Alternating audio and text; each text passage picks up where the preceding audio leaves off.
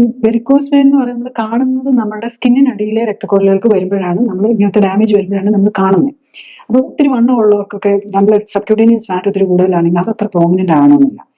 ഏറ്റവും മെയിൻ രക്തക്കുഴലുകൾ കിടക്കുന്ന മസിലിനകത്ത് ഡീപ്പ് വെയിൻസ് എന്ന് പറയും. ഈ ഡീപ്പ് വെയിൻ തടിച്ചു വന്ന് അതുപോലെ അതിൻ്റെ അകത്ത് വാൽവുകൾക്ക് ഡാമേജ് വന്നു കഴിഞ്ഞ് കഴിഞ്ഞാൽ ചിലപ്പോൾ നമുക്ക് പുറമേ കാണണമെന്നില്ല.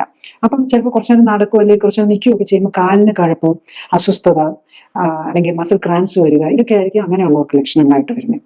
അപ്പം പുറമേ കുറച്ചൊരു ഫെയർ സ്കിൻ, വെളുത്ത നിറമുള്ളവർക്കാണെങ്കിൽ ഈ സ്പൈഡർ വെയിൻസ് എന്ന് പറയും, ചെറിയ ചെറിയ നീല നിറത്തിലുള്ള ചെന്തി പോലെ ഇങ്ങനെ കാണാം. അങ്ങനെ ഉണ്ടാകും. പ്രത്യേകിച്ച് തൈസില്, കാലിന്റെ താഴത്തെ ഭാഗത്ത്, ഉൾഭാഗത്തായിട്ട്, അങ്ങനെയുള്ളിടത്തൊക്കെ കുറച്ചുകൂടി തിൻ സ്കിൻ ഉള്ളിടത്ത് അങ്ങനെ കാണാൻ പറ്റും.